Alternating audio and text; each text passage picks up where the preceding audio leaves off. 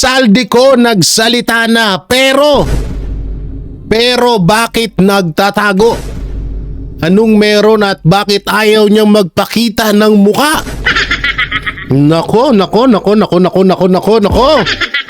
So eto na nga, I'm back to my pleases.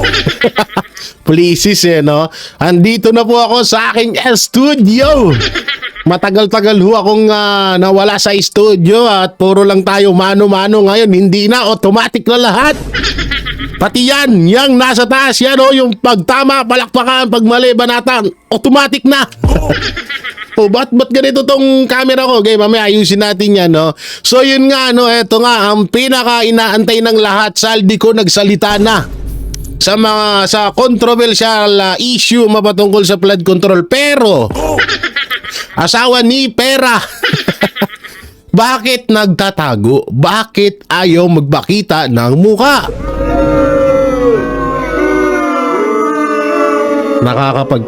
Nakakapagtaka ho mga banateros, bakit ganito? Anong meron? Bisaya bandong. Anong meron?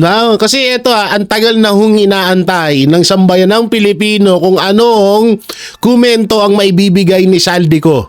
Kasi nung mga nakaraan na sobrang ingay po ng mga congressman at lalong-lalo ito si Saldico na tinawag niya pa nga budol etong si Vice President Sara Duterte. Matapos sabihin ni Vice President Sara Duterte noon na itong si Martin Romualdez at si Saldico ay sila lamang dalawa ang humahawak ng pondo ng bansang Pilipinas. So ngayon, bakit walang say etong si Saldico? Ilang linggo na natin inahanap. No, marami nang ang mga bali-balita na etong si Saldico ay nasa US na. Naku po. At dito sa video na to, naipapakita ko sa inyo, nagsalita siya. Pero wala siyang muka. Bakit wala siyang muka? Nako, kung ako sa inyo mga banateros, mga kabiyaya, i-share nyo tong video na to. Para matanong natin ang mga netizen at mga viewers na makakapanood nito, bakit wala kang muka? At asan ka na ba talaga? Maniniwala na ba kami na etong si Saldico ay talagang wala na sa bansang Pilipinas? Ayos iba din oo, pag nabibisto kayo sa katarantaduhan nyo, hindi kayo nagpapakita dito. Pero ang lakas-lakas nyo na sinasabi nyo na impeach si Sara. Pero ngayon ni anino nyo di nyo mabakita. At hindi ako nagkakamali sa darating na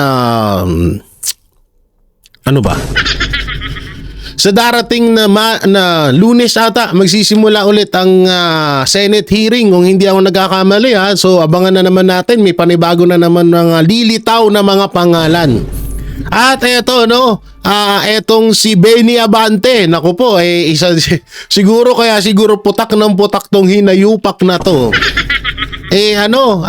Tawag dito, baka involved din ito. Baka lang Baka involved din ito sa flood control issue. At dito nga ay hinamon niya si General Magalong. Oo, nagkakaroon na ng hamunan. Yan mamaya yung mga papanoorin natin. At ito si DPWH Secretary Bunuan, hindi daw aalis. Depende na lang daw kapag si Marcos Jr. ang magpaalis sa kanya. Kapal din iba din ang angas mo, Secretary Bunuan. At kamakailan nga lang, kahapon ata na-upload natin binisto ni former DPWH Secretary Sinson, kung di ako nagkakamali sa kanya apelido.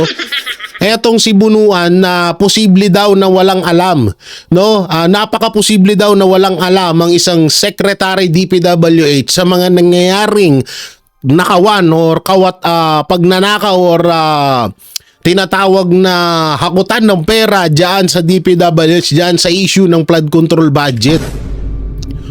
So ngayon marami na mga senador nga po na mga senador at iba pang mga politiko na gusto nang umalis or gusto nang paalisin neto si Secretary Bunuan.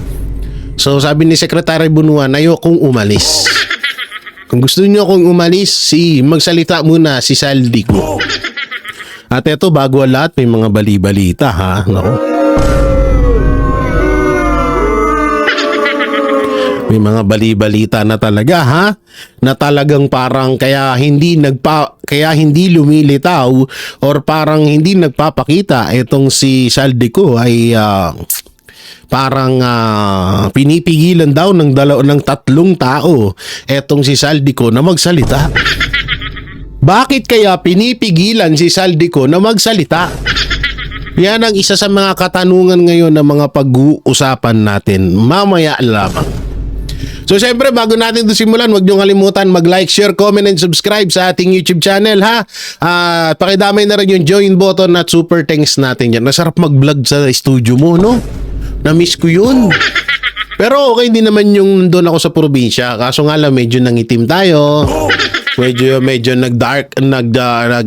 nag-dark skin. Siyempre, walang aircon. Alam mo na yung mga kutis artista, hiyang yan sa aircon. Wow! Dami ko na naman basher dito. Mambash kayo na mambash. Ang sarap ng buhay ko. Kayo?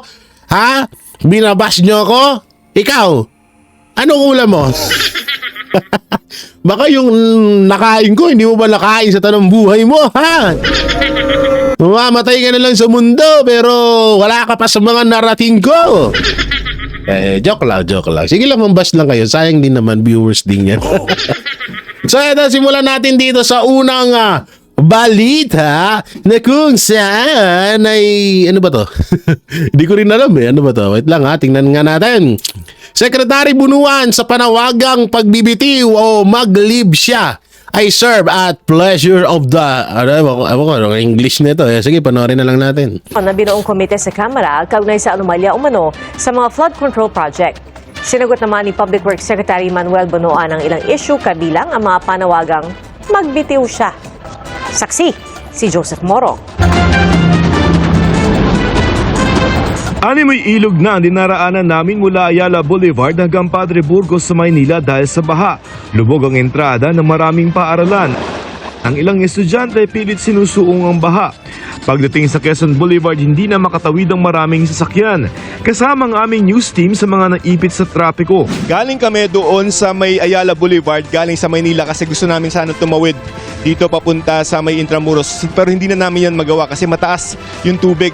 At yung ilang mga estudyante nga ay naglalakad na lamang. Yung ibang mga motor, pagkatawid, dito na nagpapahinga. At sa kabila naman, ito yung papunta ng Roas Boulevard. Wala nang galawan yung mga sasakyan. Isa sa mga namroblemang commuter ang senior citizen na si Matilda Silva. Galing pa siyang Laguna at lumuwas ng Maynila para Wawa naman si nanay, oh. Malacanang sa geriatric center. Naghingi kami tulong doon kami nagpa-check up. Stranded din pati si DPW Secretary Manuel Bunuan na pupuntahan sana namin para sa isang panayam kaugnay ng flood control projects. Mag-chopper ka? Bakit mag-chopper ka? Pag mo itago yung mga kayamanan mo. Pareho tayo na-stuck sir sa traffic, no? Sa may Quiapo area. No, man. Yeah. How do you feel about it? Na ayan na tayo. We're not able to get through up to dito sa may City Hall.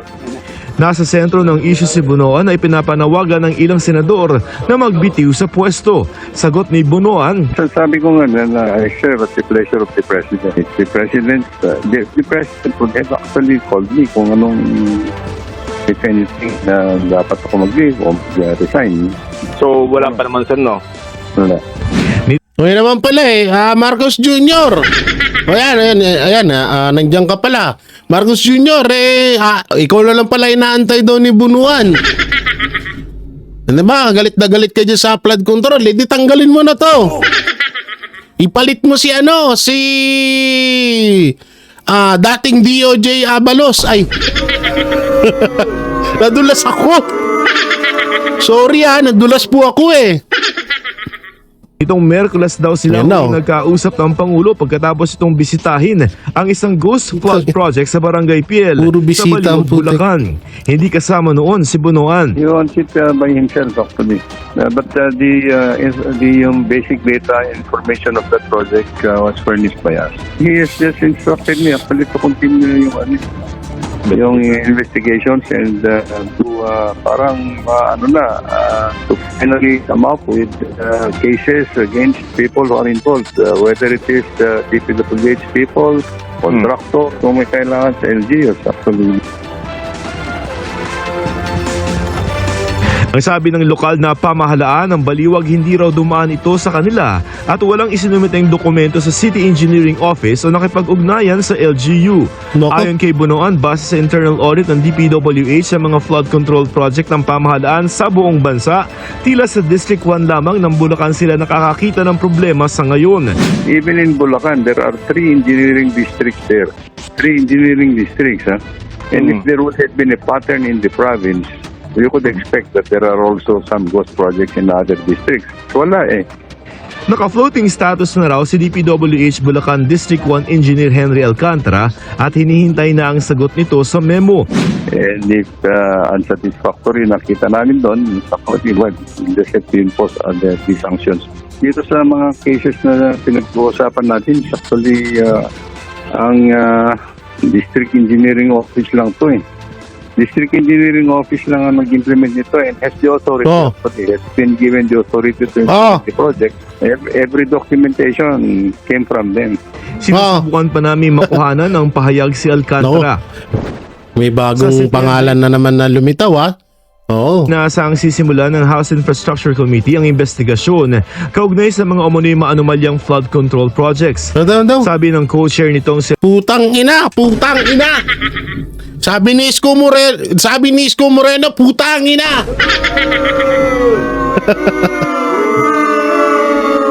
Kayo mag-iimbestiga sa flood control?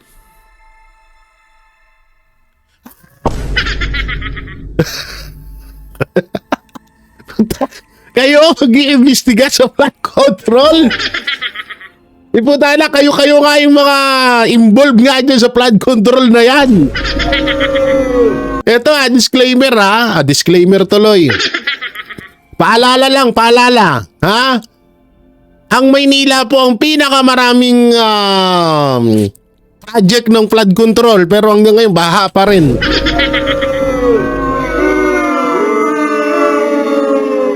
Ay hindi, malamang sa malamang ito gagawin ng Kamara.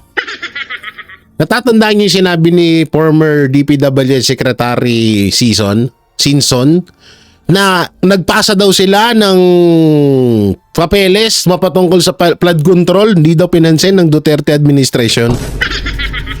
Baka yan ang pag-usapan na naman nila mga banateros. Ay malamang sa malamang. Siyempre kapag may puwang na konti na magdidikit na issue sa mga Duterte, agad yan. Automatic yan. Oo, talagang agad yan. Sigi-sigi yan, no? Parang gang yan, sigi-sigi. Tangin na, Joel Chua. Yung hamon sa'yo ni Isko Moreno, yung gawin mo. Wala namang katuturan niyang gagawin nyo. Kayo mag-iimbestigahan. Tangin na nyo. Mga gago! Ayop na yan. si Representative Joel Chua kung may kasamahan silang sangkot.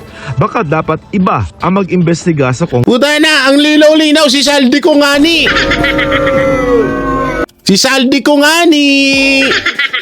Iimbestigahan nyo, linaw na nga na kung sino yung mga involved dyan. Nangina, kayo, hindi kayo nagkakaamuyan. Ulol!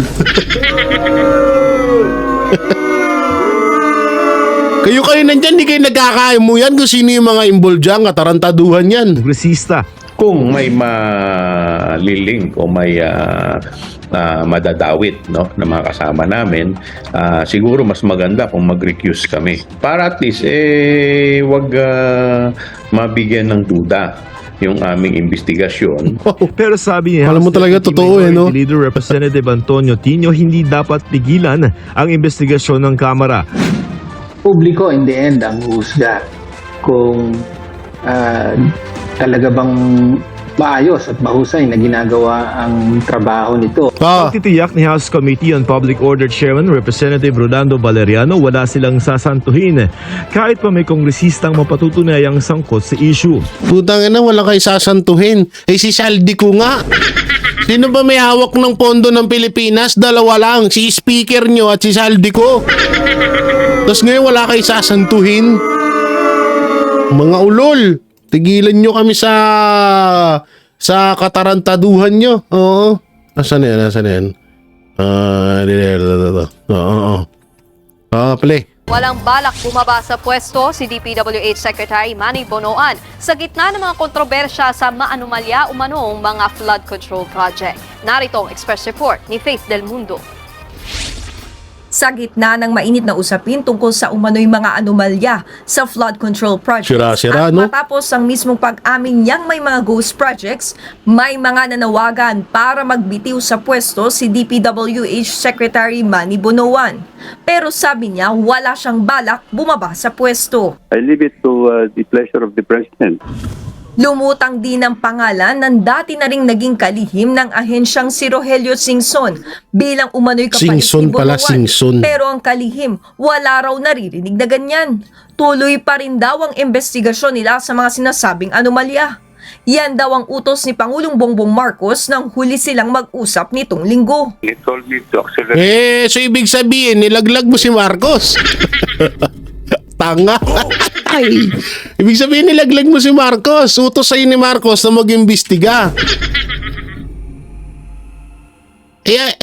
Napakaliwanag naman na kasali ka sa nakawan dyan sa ano na yan, sa flood control na yan. Doon nga sa isang interview ni Julius Babaw, may isang congressman yumaman nung naging DPWH sila. So ibig sabihin, kay Marcos, absuelto ka. Oo, tapos tropa kayo. Tapos ang ididiin nyo, sino? Yung mga kontraktor. Yung mga congressman. Bago mapunta pera sa congressman, sa inyo muna nang gagaling yan, ha? Naku po. The investigations that we are doing in Bulacan Engineering District po. Sabi ni Bonoan, nalaman niya raw ang tungkol sa mga ghost projects sa Bulacan nang bigyan siya ng regional director ng report tungkol dito pagkatapos ng SONA. Naku, Sa palusot. ngayon, nagpakalat na raw sila ng mga tao para ma-validate ang mga sinasabing tapos ng proyekto. At base sa paunang ulat, ang 1st District lang daw ang may ghost project. Sabi ni Bonoan, sakop ng 1st Engineering District ng Bulacan ang Baliwag, Malolos, Kalumpit at Hagonoy. The province of Bulacan has 3 engineering districts, and this is the only engineering district in that province na meron ng issues na ganito. So far, with regard to ghost projects, wala po akong ibang narinig. Binisita na ng News 5 ang ilan sa mga proyekto sa Bulacan na sinasabing completed na pero kulang-kulang pa. O di kaya'y nawawala gaya ng sa bayan ng Hagonoy. Mismong si PBBM, ininspeksyon ang ilang palpak umanong proyekto sa Kalumpit noong nakaraang linggo. Kaugnay nito, tinanggal na raw sa pwesto ang 1st District Engineer sa Bulacan na si Henry Alcantara. Pinadalhan na rin ng show cause order ang iba pang sinasabing sangkot sa anomalya. We are just waiting for all the documentation. I issued a show cause order for them to explain actually yung the status that were looked into by the President and also the other projects that we have seen also ourselves. Oh. Samantala, sinagot naman ni Bonoan ang pahayag ni Bulacan Governor Daniel Fernando na wala raw nangyaring koordinasyon sa Kapitolyo nang gawin ang mga flood control project. Matatanda ang sinabi ni Fernando na wala siyang ideya na may ginawa na raw palang mga proyekto sa kanyang probinsya. Nagpapaalam naman sila dun sa mga barangay captains where the projects would be implemented to. They would know, and I think they should be the one also to report to their... Hindi, dito naman, parang, parang hindi naman nakasalanan to ng DPWH. Kasalanan to ni, sino yung gobernador na dating artista na yun? Ba't hindi niya alam? mayors or governors naman po siguro. Nagbabalita mula sa frontline. No, grabe talaga, no? So, ganyan, no? Parang sa totoo lang talagang pang ano lang to eh. Alam mo, may tuturing talagang palabas lang to. Biruin mo si BBM pa nagsabi kay Bunuan na imbestigahan niyang ano na yan. Paano iimbestigahan ni Bunuan eh? Magkakasama nga sila dyan. Ang hirap, no? Ang hirap ng ganun pag presidente mo uto-uto. No, ang hirap ng ganun pag ang presidente mo uto-uto. Nakakabwisit. Bakit ililimit lang sa flood control? Ayan na. Eh, dyan lang sa mga, halimbawa, sa Committee on Appropriations ng House. Ano lahat yan? Lifestyle check lahat yan. Committee on Finance ng Senado. Lifestyle check lahat Tama. yan. Yung mga nandiyan sa DPWH, bakit magko-concentrate lang tayo sa flood control? Diyan lang ba ang problema ng bansa? Tama. An entertainment na nililigaw yung utak ng tao. Flood control lang ang problema natin. Wala na tayong ibang problema. Hindi po totoo yan. Laganap po ang corruption. Hindi lang sa flood control, diyan sa education, sa healthcare. Nakita mo naman yung healthcare natin, bulok na bulok eh. Pag nagkasakit yun, mahirap, mamamatay eh. Walang pambili ng gamot eh. De, tsaka ang isa pang masama dito, yung presidente, hindi alam kung sino yung mga involved sa corruption. Yun yung masama. Tapos ang ginagawa ng presidente, sino-surveillance yung mga pinupuntahan yung mga flood control sa iba't ibang distrito. So doon, wala namang masyadong problema. Ang problema doon, imbis na asikasuhin mo yung mga congressman na involved dito, ay inaasikaso mo pumupunta ka doon sa mga distrito na tinayuan ng flood control. Tapos doon ka mag-i-interview with Tinga, with Tartar. I'm so very angry. Mga ganun-ganun pa yung leg niya eh, I'm so very angry. Pero nakangiti. Sana magkamag-anak nga talaga kayo ni Kiko Aquino. Galit daw siya pero nakangiti. Anak ng titing no? Imbis na, hindi ito bilang presidente, ito na lang ito nga, sample. For sample. Si Pangulong Duterte nagtalaga nangako ng sinabi niya na 3 to 6 months buburahin niya ang droga sa bansang Pilipinas. Paano nakuha ni Pangulong Duterte yung mga record ng mga mayor, congressman, gobernador, vice governor, lahat ng mga politiko na involved sa droga? Paano niya nakuha yun? Kasi presidente siya. Napakadali. Ngayon, ganito. Bakit si Marcos Jr. hindi niya makuha-kuha or hindi niya mahanap-hanap kung sino yung mga kontraktor, kung sino yung mga congressman na involved dito sa flood control issue? Presidente ka, di ba? Bakit hindi mo puntahan doon? Gamitin mo ang 4 billion mo na confidential fund, yung 1 billion ibayad mo doon sa tao para halubugbog kalikutin, imbestigahan yung mga kung sino yung mga pangalan na nandoon sa flood control na yon. Ganon, napakasimple. Putay na, pupunta ka sa mga distrito, ano magagawa mo pag pumunta ka doon? Tapos magpapa-interview ka. I'm so very angry. Di ka pa nagsipilyo. Tanginang yan. Pero biro, sa totoo lang, napaka-basic lang po sa kay Pangulong Bongbong Marcos na malaman at makuha ang mga pangalan ng mga congressman na involved diyan sa flood control issue budget. Napaka-basic lang. Nagawa nga ni Pangulong Duterte na makuha. Yun mas mahirap yun. 'Di ba? Mas mahirap yun. Yung mga politiko na involved sa droga, mas mahirap yun na hanapin, na ibulgar. Napakahirap nun.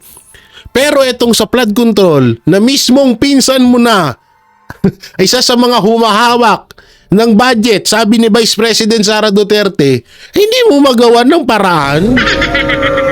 Nakang teteng naman, oh. Pinaglolo ko mo na naman kami. Panibagong palabas na naman to, eh. Pupunta ka dun sa mga nagpakungari. Kawawa naman si BBM, maraw na initan na. Ang sipag-sipag ni BBM, talagang pinupunta niyo sinusurveillance niya mga blood control. Pero ang katarantaduhan, dapat mag-focus ka dun sa opisina ng pumunta ka dun sa House of Representatives, tanungin mo sa pinsan mo kung may nalalaman siya ng mga pangalan ng mga congressman na involved sa flood control. Ganun lang kadali. Putayla, palit tayo. Palit tayo. Ako presidente, ikaw vlogger. Putayla, may mas alam pa kami sa iyo, eh. Abwisit, eh, no? Nakakabisit kasi putayla. Napaka-weak naman ito ni Marcos Jr. Napakadali-dali lang gawin nun. Hindi mo magawa. Oy, wait lang. Oy, ba't nawawala yung brightness natin? Palit tayo. Ako presidente, ikaw maging vlogger. Tangin yan, may mas alam pa ako sa'yo, eh. Tatanungin ko yun si pinsan mo.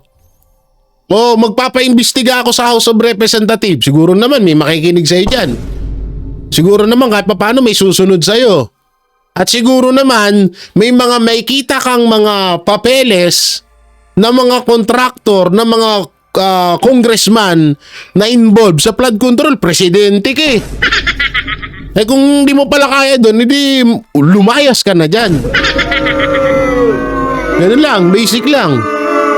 Hindi mo pala kayang gawin yung hindi mo pala kayang paandaran ng kapangyarihan mo yung mga corrupt dyan sa flood control na yan, eh. Di lumayas ka na, buwaba ka na sa pwesto mo. Basic lang. Nakanteteng na yun, na high blood mo si Jiggy Barra.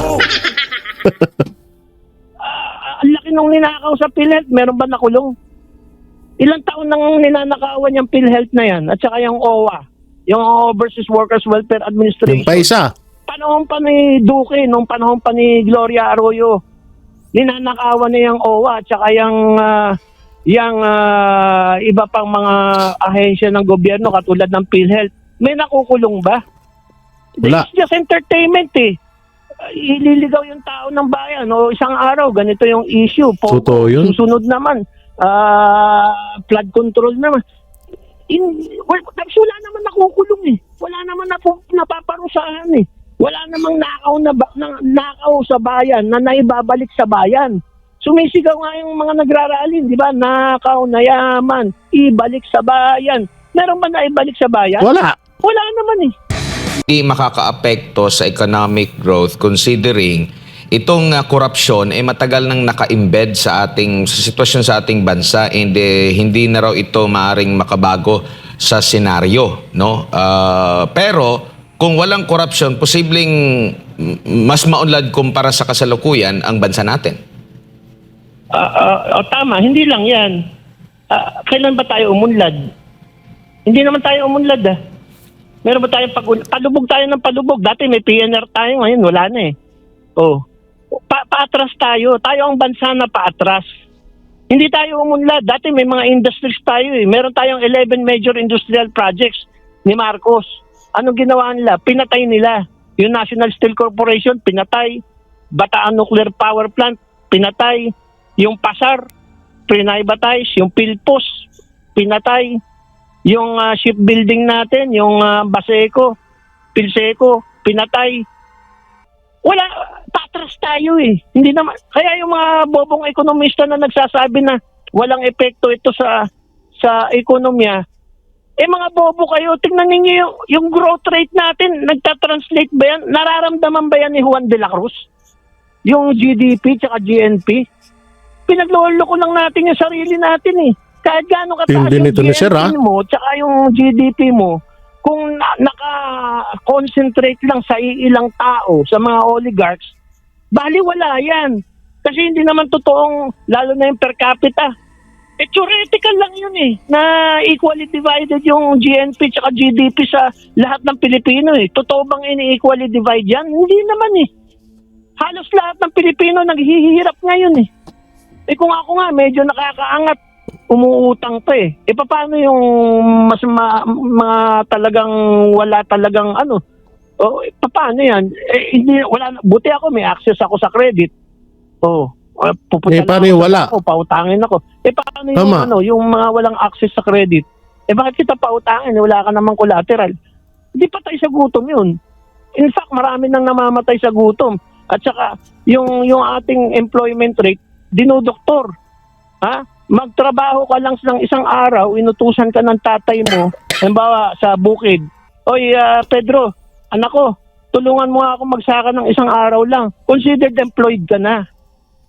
Binago yung definition ng employment para tumaas yung employment rate natin. Pero kung ibabalik mo doon sa original definition ng employment, ay napakataas na po ng unemployment rate natin at napakataas na ng ating underemployment rate. Pinagloloko lang natin yung mga sarili natin, dinodoktor natin, minamasahin natin yung mga data. Pero ang ordinaryong Pilipino, hindi mo maloloko kasi nararamdaman nila. Nararamdaman nila yung hirap. Hindi na nga makakain yung iba Kung kami nga nagtitipid medyo nakakaangat kami sa buhay, paano pa yung mahirap? Hindi Totoo yan. Tingnan lang natin yung ating mga mata. Tingnan natin araw-araw. Parami na ng parami yung mga namamalimos. Pati yung mga namamalimos ngayon, mapapansin mo, middle class Kasi halata mo naman mukhang edukado, tapos malinis yung damit. Napipilitan ng mamalimos. Makikita mo ngayon kung ako naglilibot ako ng Metro Manila napapansin ko yung dating namamalimos, yung mga talagang nanlilimahid Ngayon pati yung mga estudyante na pagkagaling sa school, namamalimos na Ganun nakahirap po ang buhay ngayon Kaya hindi natin pwedeng lukuhin ng taong bayan. Kasi ang taong bayan, may mata, may tenga, may pakiramdam. Katulad ko, may mata ako, may tenga ako, may pakiramdam ako. Nakikita ko yung nangyayari sa paligid. Hindi niyo ako pwedeng bulahin ng mga statistics dyan. At saka mga flowery words. Mga words from the high glass ceiling. Hindi ganun. Dapat doon tayo, gayahin natin yung mga Hapon, yung mga Chinese, na walang bulahan. Dapat sa totoo lang tayo. Opo, Professor, si MJ po ito. Good evening. Meron pong isang mungkahi na magsagawa na ng lifestyle check sa mga opisyal ng DPWH at sa mga opisyal o mga mambabatas na posibleng sangkot sa issue po ng flood control na paulit-ulit. Ano pong masasabi niyo dito, Prof? Bakit ililimit lang sa flood control? Dyan lang sa mga, halimbawa, sa Committee on Appropriations ng House. Ano lahat yan? I-lifestyle check lahat yan. Committee on Finance ng Senado. I-lifestyle check lahat yan. Yung mga nandiyan sa DPWH, bakit magko-concentrate lang tayo sa flood control? Kaya talagang kaya talagang nagulat din lahat ng mga Pilipino na etong mga congressman, hindi natin nila lahat etong mga congressman, magtataka ka. Katulad na lang, halimbawa lamang, Kimbo. From the tricycle to customized van. To from bag na gawa sa sumabit nagawa sa banig to Hermes. Biruin mo yun, grabing upgraded yun, diba? Hindi totoo yung sinasabi dito ni Professor i-lifestyle check ang Senado at ang Congress. Sabihin na natin, Senado, para itsatay, lahat na. Diba? May kita kasi yan dyan pero bakit hanggang ngayon bagay yung hair follicle test nga na dapat nga talagang na ipatupad, binigbabawalan nila. Yan pa kaya. Kasi talagang grabe na talaga ang nakawan na nangyayari dito. Tsaka ang masakit pa dito, binubulag tayo ng administrasyon. Kunwari, nag-aaksyonan yung sa flood control. Kunwari, ina-aksyonan. Kunwari, tinatrabaho. Pero, ang tanong, may makukulong ba? Si Saldi ko hindi natin alam kung nasan na eh. Wala na rin panayam si Kimbo ngayon. Asan na? Diba? So, doon pa lang maano mo na tangina, puro kayo nakaw. Tapos, sasabihin ng administrasyon na may gagawin kayo, may investigasyon sa flood control. Unang-una yung pinsan niya nga yung isa dapat na tanungin dyan eh. Tapos hindi niya matanong. Utay na, nagalit na eh. Buisit eh. Diyan lang ba ang problema ng bansa? Tama. That is just an entertainment na nililigaw yung palabas lang no? Flood control lang ang problema natin. Wala na tayong ibang problema. Hindi po totoo yan. Laganap po ang corruption. Hindi lang sa flood control, dyan sa education, sa healthcare. Nakita mo naman yung healthcare natin. Speaking of education kakapirma lang. Magkano ang budget ng education kung hindi ako nagkakamali, alam ko sa education yun. 'Di ba? Kakapirma lang. Panibagong budget 2026 national budget, 2026 budget. 6 trillion. Biro niyo na 6 trillion. Tangina, tiba-tiba na naman sila. Baka nga mamaya eto yan eh. Baka mamaya eto yan eh. Para malihis ang atensyon, lalong-lalo na ng mga vlogger na bumibisto sa baho na ginagawa ng administrasyon, special dito sa House of Representatives, pinaandar nila itong flood control issue na to.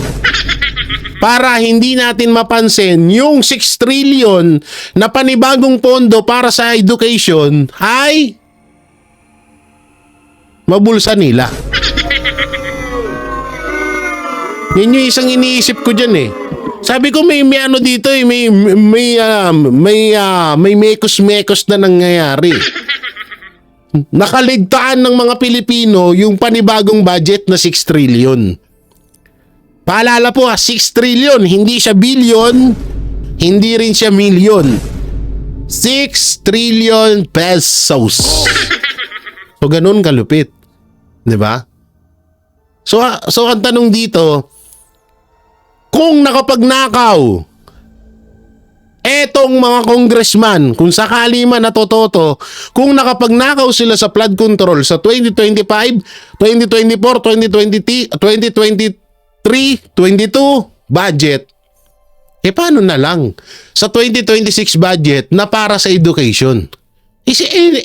Ano rin yan sa bawat distrito din ilalaan ng mga pondo niyan.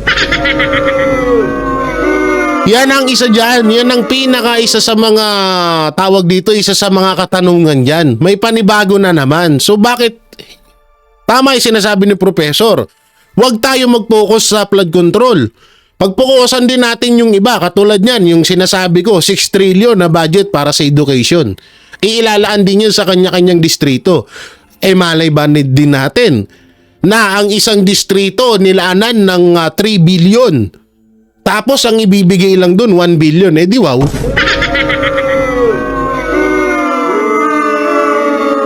Yung masakit dito na talagang inililist lang tayo. Tama nga si Professor na inililist lang talaga tayo. Bulok na bulok eh. Pag nagkasakit yun, mahirap, mamamatay eh. Walang pambili ng gamot eh. Ang laki nung ninakaw sa PhilHealth, meron ba nakulong? Tama. Ilang taon nang ninanakawan yung PhilHealth na yan at saka yung OWA, yung Overseas Workers Welfare Administration. Panahon pa ni Duque, nung panahon pa ni Gloria Arroyo, ninanakawan na yung OWA at saka yung iba pang mga ahensya ng gobyerno katulad ng PhilHealth. May nakukulong ba? It's just entertainment eh. Ililigaw yung tao ng bayan o isang araw ganito yung issue, pogo, susunod naman flood control naman. Tapos wala naman nakukulong eh, wala naman napaparusahan eh. Wala namang nakaw sa bayan na Meron naman nakukulong, mga kaalyado ni Duterte. Yun lang yung mga nakukulong ngayon. babalik sa bayan. Sumisigaw nga yung mga nagrarally, di ba? Nakaw na yaman, ibalik sa bayan. Meron ba na ibalik sa bayan? Wala naman eh. Wala. In fact, dinadakila nga dito pagka gumawa ka ng masama, sinasaluduhan ka pa eh. Pero pagka ikay gumawa ng mabuti, ide-demonize ka. Baligtad itong bansang ito. Yung mga demonyo, sinasaluduhan. Tapos yung mga mababait, sila yung pinaparusahan, niyuyurakan. Galing no? Nila ditong bansang ito. Totoo yan. Tayo kung ganyan ang sistema rito. Tapos Tama. aaliwin yung mga tao. Dito muna tayo sa flood control. Kaya talaga ako naniniwala ko 101% na dapat ibalik ang pamamalakad ng mga Duterte sa bansang Pilipinas. Yan, naniniwala po ako dyan. Kaya nga maraming galit ngayon sa mga Duterte dahil sa mga nasagasaan nila noon. Unang-una yung mga kurap na mga politiko, ng mga kandidato, congressman, konsyal, kapitan, mayor, gobernador, vice mayor, vice governor, senador, no? So kaya maraming galit sa mga Duterte ngayon. Hindi mga ordinaryong Pilipino kundi mga naging politiko or umupo sa isa sa mga sangay sa gobyerno. Kaya nga dapat ngayon ang mangyari talaga bumalik ibalik ang mga Duterte, gawing presidente ang isa sa mga Duterte. Kung hindi man si BP Sara, nandiyan si Pulong, nandiyan si Mayor Baste. Wag muna si Kitty, masyado pang bata si Kitty. Ako naniniwala ako kaya na ni Basti Duterte ni Pulong. Kung ayaw man ni Vice President Sara Duterte. At talagang makakasiguro tayo na ubos itong mga kurap na to. O sasabihin ng mga basher, bakit corrupt din si Sara? 125 million confidential fund. O Office of the Vice President 600 million. Putang ina, wala nga sa kulangot ng confidential fund ni Marcos Jr. yun 4 billion 'Di ba? Wala na tayo effects. Naubos na. Talaga ako naniniwala ko talaga. Pag si Duterte ang maibalik sa pagiging presidente ng bansang Pilipinas, ubos yung mga hayop na yan, no? Ito lang pag-usapan natin, wala nang iba. As if wala nang ibang corruption sa ibang spheres of government. Samantalang lahat yan, laganap ang corruption, hindi lang sa control. Yun na lang ang mga kalsada, yung mga sidewalk, every 3 months pinapalitan. Hindi ba obvious corruption yan? Samantala sa ibang bansa, ang daming bansa ako nang pinuntahan Isang beses lang gagawin yung kalsada, panghabang buhay na yun wala nang repair. You just use the best cement, the best steel. Kaso dito gagawa ng kalsada, walang bakal sa ilalim Sementong ampaw, tapos papatungan ng ampaw na asfalto. Ganun ang sistema para every 3 months may project. Yung drainage, every 3 months pinapalitan. So it causes traffic. So traffic affects our economy. Kasi hindi makaandar na mabilis yung mga sasakyan, yung ating ekonomiya apektado. Dahil sa every 3 months, pinapalitan yung kalsada. Every 3 months, pinapalitan yung sidewalks. Every 3 months, pinapalitan yung drainage. Walang katapusan na traffic. Walang katapusan na construction. Hindi man tayo bulag, hindi ba? Nakikita naman natin araw-araw yung nagbabiyahe iba pang mga... Tapos wala naman nakukulong Wala naman napaparong best cement, the best steel. Kaso dito gagawa ng kalsada, walang bakal sa ilalim Sementong ampaw, tapos papatungan ng ampaw na asfalto. Ganun ang sistema para... Naalala ko tuloy yung video na napanood ko No? Na binuhusan lang yung lupa. Walang bakal. Grabe, no? Ang tindi. Every 3 months may project. Yung drainage, every 3 months pinapalitan. So it causes traffic. So traffic affects our economy. Kasi hindi makaandar na mabilis yung mga sasakyan, yung ating ekonomiya apektado. Dahil sa every 3 months, pinapalitan yung kalsada. Every 3 months, pinapalitan yung sidewalks. Every 3 months, pinapalitan yung drainage. Walang katapusan na traffic.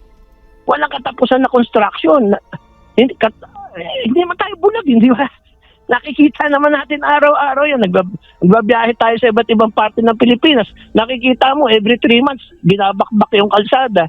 Ang ganda-ganda ng kalsada, kagagawa lang, binabakbak na naman. Ang ganda-ganda ng sidewalk, bagong-bago, binabakbak na naman. So, paano uunlad ang Pilipinas? Yung drainage, katatapos lang ng project, after 3 months, papalitan na naman. Nagtatapon tayo ng pera. Samantalang yung pera na yan ay pinaghirapan ng ating mga OFWs. Tinatawag natin bagong bayani, pero ninanakaw natin yung pera na pinapadala nila sa kanilang mga pamilya. Sa paanong paraan? Kasi yung mga pamilya nila, nagbabayad ng 12% value-added tax sa lahat ng binibili. Tax yan, napupunta sa gobyerno. Ngayon, yung value-added tax na binabayad ng mga OFWs through their families here, yan ang ninanakaw. Tapos binobola natin yung mga OFWs, oy, mga bagong bayani kayo, okay kayo.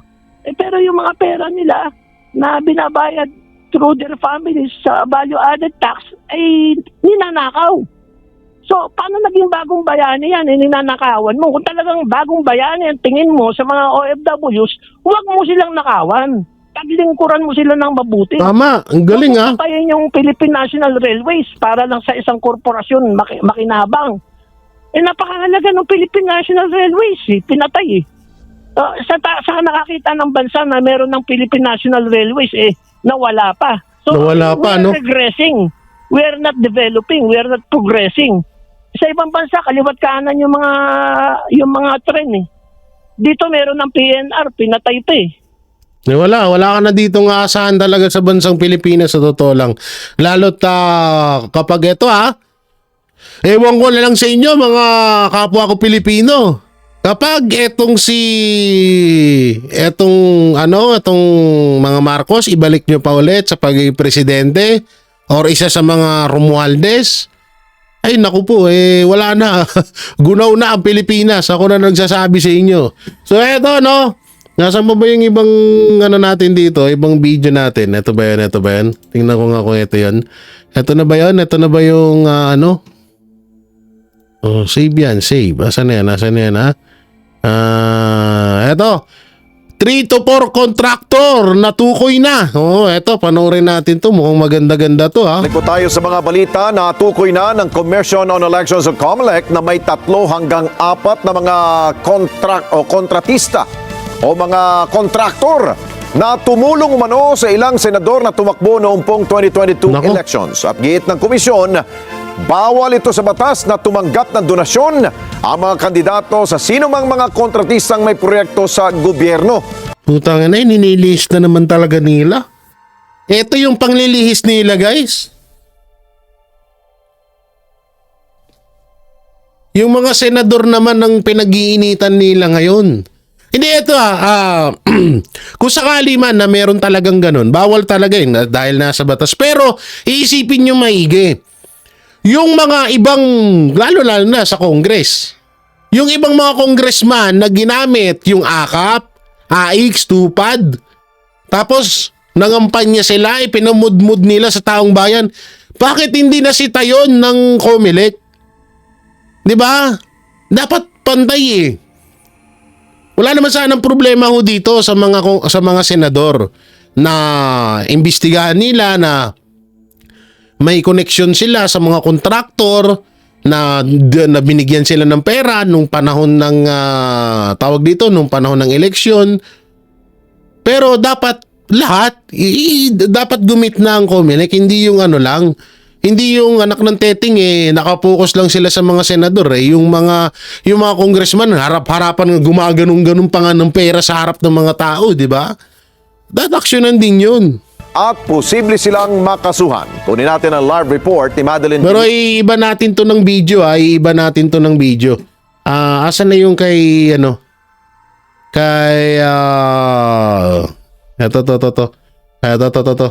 Ito mukhang maganda to. Ay, hindi today. Ito yung kay Benny Abante. Saan yung kay Benny Abante, ha?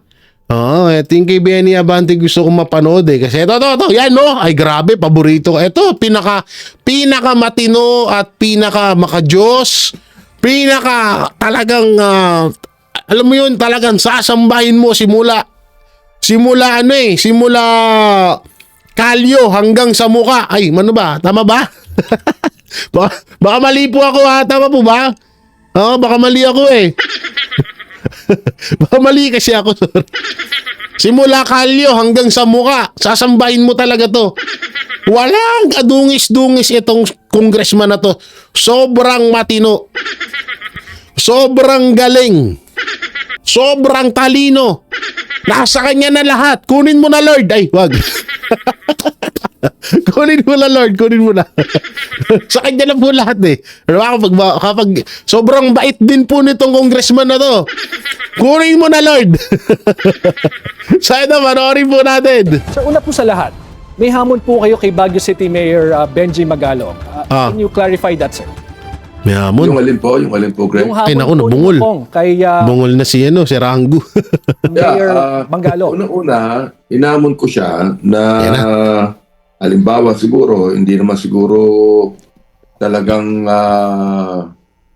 serious ang kanyang sinasabi, pwede naman siya mag-apologize. Na sinabi niya na ayaw niya mag-apologize. So, ang pinakamagandang gawin niya, sinabi ko nga dito, the honorable thing na kinakailangan gawin niya, kung talagang meron siyang alam, sabihin niya na kung sino yung mga yan. No? Sabihin niya na kung sino yung yan, submit documents, testify under oath, at para malinis po natin ang sistema. Putangin na kasi hindi naman ganun katanga si Mayor Magalong, Congressman Benny Abante. Tapos sasabihin niya kung sino yung mga congressman na involved sa contractor at sa flood control issue, di kinasuhan siya. O pag kinasuhan siya, hindi na siya, maaabala siya. O pag naabala siya, paano pa siya makakapag... Kaya nga ang napakalinaw ng sinabi ni Mayor Magalong na ilalabas ko yung mga pangalan ng mga congressman na yan sa tamang forum. Hindi yung hamon mo. Tsaka kahit ako, vlogger, hinamon mo ako, Jay Guevara, labas mo yung pangalan ng mga congressman na involved sa flood control issue. Putay na, pakialam ko sa'yo. Di ba? Pakialam ko sa'yo, sino ka ba? Hindi porket congressman ka lahat, gusto mo masunod? Hindi pwede ganun. Hamon ka eh. Kayo nga unang hinamon ni Mayor Magalong, tapos ngayon nahamunin mo siya, hindi niya unang-una dito mo pinatunayan na napakahina ng Congress. Napakahina ng House of Representatives. Biruin nyo, katabi nyo na yung ilang mga congressman. Hindi ko po nilalahat Disclaimer hindi ko nilalahat. Magkakatabi-tabi na kayo dyan, hindi pa kayo nagkakaamuyan. Oo, wag naman sana isipin namin na mga netizen na lahat talaga kayo involved sa flood control kasi ultimo kayo hindi kayo nagkakaamuyan. Eto na lang, si Speaker Martin Romualdez, bakit hindi niya rin alam yung mga involved sa flood control issue? Bakit? Anong meron? Ano yan, pinapatunayan nyo na mahina kayo, mas matindi pa to. Si Mayor Magalong. Buti pa si Mayor Magalong may alam ng mga congressman na kasali sa flood control issue. Ikaw, Benny Abante, tiga-congress ka, wala kang alam. Nga pala, nanalo nga lang pala to kasi pinagbigyan lang ng COMELEC. Sorry. Nais tayo talagang maging malinis. Laruhin lang po natin, siya ho ba ay nakatanggap na ng imbitasyon mula sa mga komite sa Kongreso para humarap sa mga pagdinig? Actually, hindi ko talaga nalaman na meron siyang natanggap. Pero palagay ko yung head ng Tribe Committee, si Terry Ridon, kakalabas lang po ng interview ni Mayor Magalong, wala po siyang natatanggap. Sa totoosin nga po, inaantay niya nga po daw yan, yung paanyaya ng Congress, ng Kamara, ng House of Representatives sa kanya. At kapag pinaya niyan, baka doon niya pwedeng ilabas yung mga pangalan ng mga congressman na involved sa flood control issue. So ang sisihin mo dapat, Benny, yung TUADCOM or kung sino yung committee na pwedeng magpatawag dyan kay Mayor Magalong. Hindi si Mayor Magalong sisihin mo. Nagsabi na publicly na siya ay imbitado na humarap. Pero ang Kamara ho ba ay may just in case na tumanggi itong si Mayor Magalong, ang Kamara ho ba ay may kapangyarihan na isamon itong si Mayor Magalong kasama na yung mga ebidensyang sinasabi niya? Bakit hindi? Siya ang unang-unang whistleblower. Kaya may karapatan ng Kamara, may karapatan ng Tri-Committee na ipatawag siya. Yun naman pala eh. Ako kasi nung Kung talagang meron siya ipatawag nyo na. Sinabi naman niya. Yun naman pala eh. May dahilan naman pala ang Kamara. Ipatawag nyo na si Mayor Magalong. Hindi yung hamon ka ng hamon. May patulang ka nun, iyak ka ay. Hindi, ang bangay kasi ng ganito, yung may hamon ako kay Mayor Magalong. Putang ina, ipatawag nyo. Para magkaalaman, ganun lang kasimple. Sa mga vlogger nga, nag-aksaya ka ng panahon kay Mayor Magalong, hindi?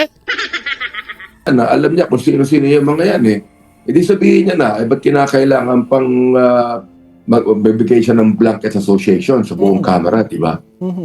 Kung kasi itong Puta na, pati pa din pala ito, mala Gomez ang utak. Sabagay. Hindi ata nito alam yung general opinion eh. Wala namang pinangalanan si Mayor Magalong. Pangkalahatan naman yun. Ngayon, kung sino yung tatamaan, ika nga nila, bato-bato sa langit, tamaan ka sana. Ay, bato-bato sa langit, tamaan, wag magalit. Kung ako, halimbawa ako, matino naman ako na congressman, ba't ako magagalit dyan? Diba? So, ang pinapupuntahan niyan ng salitang ganyan, yung mga talagang kurap. O ikaw ba, kung Benny Abante, kurap ka ba? Ba't parang nasasaktan ka? Diba? Ganun lang yung kadali. Mayor Magalong, nung huling nakausap namin dito last week, sinabi niya na, willing siyang humarap sa mga pagdinig ng Kamara, pero hindi niya dadalhin yung mga ebidensyang hawak niya. Dahil meron daw siyang trust issues sa Congress. Your comment, please. Kung halimbawa, wala siyang tiwala sa Kongreso, talagang magiging honorable ang magiging investigation dyan. Ako, naniniwala rin ako na pwede natin gawing independent commission yan eh. Oo. Bilang independent commission. Wala rin sa Kongreso yan. Palagay ko, harap na siya. At sabihin niya ng mga pangalan. Lahat ng mga pangalan na sinasabi niya na alam niyang meron siyang ebidensya, sabihin niya na, ako, I'm in favor of an independent commission to investigate on this. And once may mapangalanan po niya, ano yung next step ng Kamara hinggil dito? Ang next step ng Kamara siguro, hindi lang yan, imbestigahan na. Imbestigahan na sapagkat sinabi naman ni Congressman Territon na kung merong talagang dapat imbestigahan sa Kamara, imbestigahan na yan. O meron pwede mag-complain sa Committee on Ethics tungkol dyan, imbestigahan na rin. Pero mas pagkakita na magkaroon na ng independent commission para ang investigasyon ay walang bahid ng anumang bias. Independent Bias! Tutulo na yung laway mo ka, Benny commission na parallel sa investigasyon na ginagawa ng Kongreso at Senado. Ako, ang sinabi ko, it can be a whole government approach. Pwede mag-imbestiga ang executive, pwede mag-imbestiga ang judiciary, pwede mag-imbestiga ang Senate, ang House of Representatives, at pwede mag-isang independent commission. Pero ka, Benny, ito yung pinakatanong dyan. Doon ba sa investigation nyo mapatungkol sa flood control na yan nga, ipapatawag nyo si Mayor Magalong, ipapatawag nyo rin po ba si Saldico? Tanong lamang po.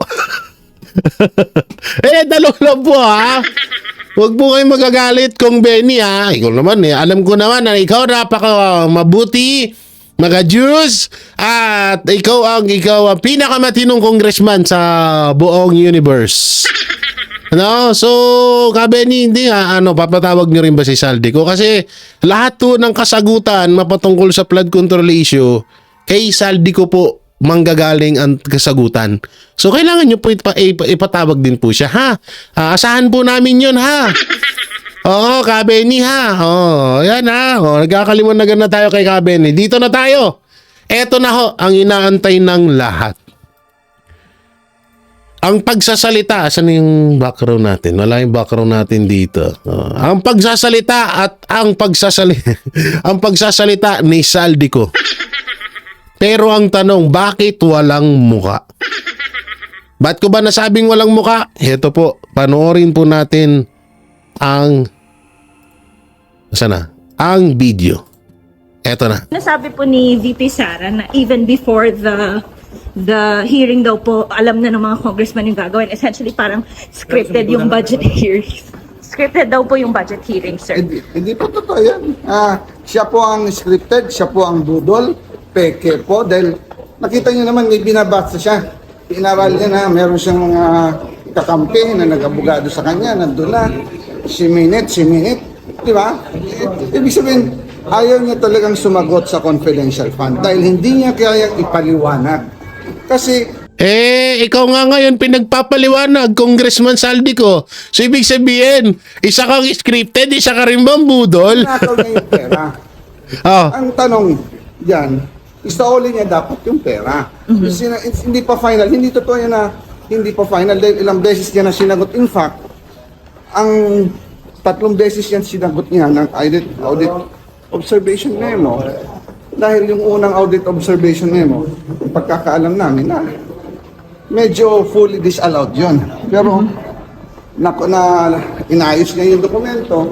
So kalahati lang yung kanyang kalahati na lang yung naayos niya. Okay. Sir, ano mangyayari sa budget ng OVP ngayon? After yesterday's ruling ng panel? Magkakaroon kami ng EXICOM ngayon. Ito yung mga panahon, Saldico, na napakatakaw nyo pang magsasagot. Dahil detong panahon na ito ay dito po nabulgar at binulgar ni Vice President Sara Duterte na dalawa lang kayo ni Martin Romualdez ang may hawak ng budget ng Pilipinas. So hindi nagkamali si Vice President Sara Duterte. At hindi rin nagkamali si Pangulong Duterte na merong mga nakawan na nangyari sa 2025 national budget. Dito, ang sigla mo pa, pero ngayon, asang ka na. Kaya yan yung sinasabi ko, nagsalita na si Saldico pero walang muka. Kasi hanggang ngayon, hindi pa rin siya nagsasalita. At kanina nga, di ba, sinabi ko nga sa inyo na talagang iniiwasan ho ng mga ng 3 tao. Hindi ko alam kung sino yung 3 tao na yan. Iniiwasan ho ng 3 tao na magsalita itong si Saldico dahil mabubunyag ang lahat. At ngayon, pinag-iisipan pa nila din kung pagsasalitain nila ito si Saldico o hindi. No? Ang tawag dito, ang linaw nung sinabi niya rito. Tingnan niyo, pakinggan niyo, ha. Sabi po ni VP Sara na even before the hearing daw po, alam na ng mga congressman yung gagawin. Essentially, parang scripted yung budget hearings. Scripted daw po yung budget hearing, sir. Hindi po totoo yan. Siya po ang scripted, siya po ang budol, peke po, dahil nakita niyo naman. Siya po ang scripted, siya po ang budol. So ano pong itatawag namin ho sa inyo ngayon na Congressman Saldico? Ikaw ba ay pipi? Ikaw ba ay nasa ibang bansa na? O ikaw ba ay isang multo na lamang? Dahil ni anino niya po, hindi nahuna sa kita. Kapag sa oras po magsalita po kayo, pakisama nyo na rin si Kimbo. Ha? Lakas ng loob mong talagang hindi, sa totoo lang talagang bumakfire sa kanila lahat no? Di alam nyo, sa totoo lang, sunod-sunod yung karma sa kanila. Hindi nyo napansin? Si Remulla, bagsak sa pagiging ombudsman. Etong si tawag dito si Marcos Jr. puro kahihiyan ang nangyayari sa kanya. Si Martin Romualdez, ganun din. Etong si Saldico, lalo na ngayon kay Saldico, yaring-yari na. Di ba sunod-sunod yung karma nangyayari sa kanila sa kabila nung ginawa nila sa mga Duterte? Naku po, baka sa susunod yan, hindi na kayo huminga. Baka sa susunod yan, hindi na kayo huminga. So yun po mga Banateros, mga kabiyaya, ano pong maikukomento nyo ho dito sa mga napag-usapan natin, i-comment nyo lang po dyan sa baba at ano nga po ba ang pinapaniwalaan nyo na bakit hanggang ngayon ay hindi pa rin nagsasalita itong si Saldico papatungkol sa flood control issue. Ito ba ay talagang may kumukontrol sa kanya na wala na